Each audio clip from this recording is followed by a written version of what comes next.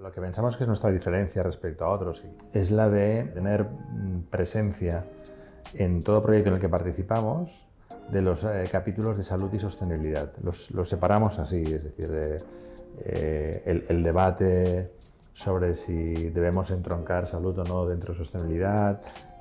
Nosotros al final, por un tema de metodología, de proceso, los abordamos de manera diferenciada para que el edificio acabe siendo lo menos impactante en negativo con el medio ambiente y lo más impactante posible en positivo respecto a confort, bienestar y salud. Uno de los retos importantes que no sé si seremos capaces, en solitario seguro que no, pero estamos llevando a cabo colaboraciones y alianzas con otras empresas que tienen la misma sensibilidad que nosotros para tratar de medir el impacto positivo de nuestras decisiones sobre la salud de las personas y cómo lo incorporamos. A nosotros nos gusta el dato absoluto. Oye, ¿cuántos kilogramos de CO2 has emitido? ¿Y con qué metodología lo has calculado? Y eso en el tiempo tiene que ir mejorando. En el ámbito de la salud se nos plantea un problema que a día de hoy no tenemos una herramienta que nos relacione, que nos vincule, que nos ayude a entender cómo de impactante es una decisión en materia de salud y materialidad, de salud y ubicación, de salud y determinados sistemas. O sea, hay muchos indicios, pero el cóctel es muy complejo, ¿no? Los factores no actúan de la misma manera en función de cómo estén relacionados entre sí. Pero bueno, tratamos de generarnos un criterio propio que nos ayude a tomar las decisiones y defenderlas. Y con el tiempo se va a ir revisando. Mi función aquí es la de crear una base de datos que pueda servir luego para ir aplicando en los diferentes proyectos. Entonces, los criterios que se siguen a la hora de hacer esta base de datos son, por un lado, criterios ambientales, por ejemplo, aspectos relacionados con la economía circular, la reciclabilidad de los materiales o la capacidad de desmontaje que pueden tener al fin de vida útil del edificio. Eso puede incluir, por ejemplo, que un fabricante pueda tener canales para recuperar los materiales una vez se han convertido en residuo. Y luego también están los aspectos relacionados con el análisis de ciclo de vida de los materiales y con los impactos ambientales que pueden tener. No solamente el cambio climático, que suele ser el que siempre se tiene en cuenta, sino también, pues, por ejemplo, la acidificación, eutrofización.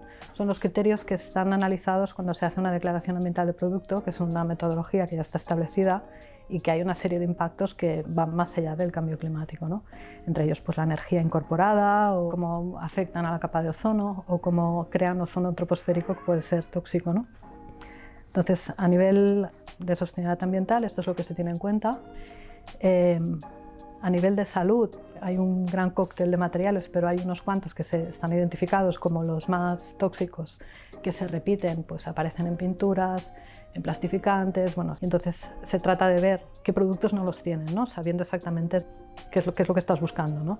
Y además sabemos lo que estamos buscando porque hay muchas publicaciones que hablan de ello, ¿no? Por ejemplo, una publicación que se hizo entre House y Green Building Council España, que es Salud, Espacios, Personas, hablaba de esto, ¿no? Nos es muy útil también, por ejemplo, los criterios de DGNB System, que tienen un cuadro, pues, con 50 elementos constructivos en los que te dicen, pues aquí tienes que vigilar que no haya un exceso de tal, ¿no? Entonces te marca unos límites.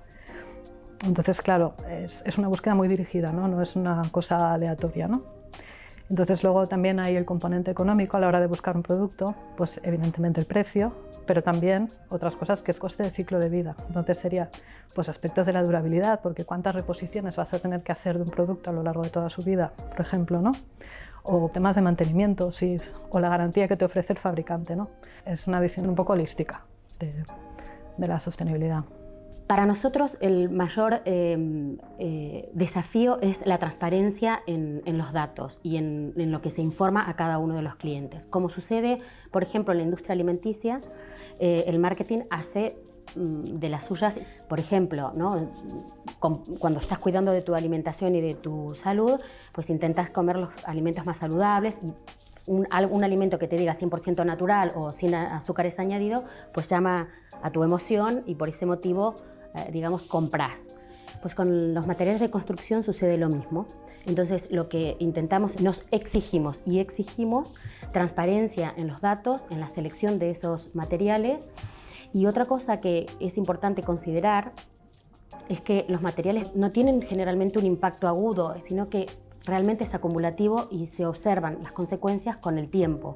Con lo cual es importante que la normativa nos ayude a poder tener un conocimiento claro de las características de estos materiales y qué influencia tienen ellos en nuestra salud.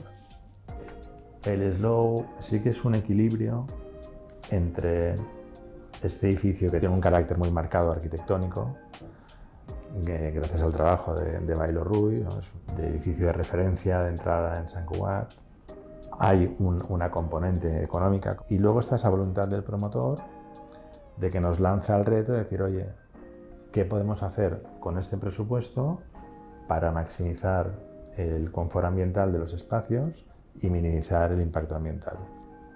El Slow es un edificio que el diseño se ha previsto con un concepto de economía circular, primando sobre todo el tema de la adaptabilidad y la transformabilidad. Pues, que es un edificio con unas plantas de oficinas, con unas plantas muy diáfanos, con un núcleo central.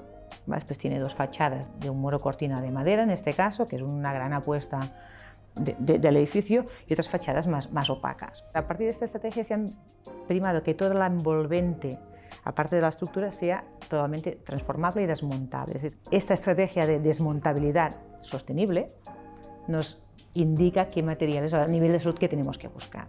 Las estrategias han sido dos. Primera, el tema de toxicidad de materiales, es decir, ha sido un poco el tema de aprendizaje de productos, líneas rojas de productos.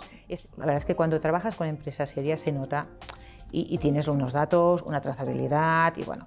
Y después la otra cosa es el tema de mantenimiento.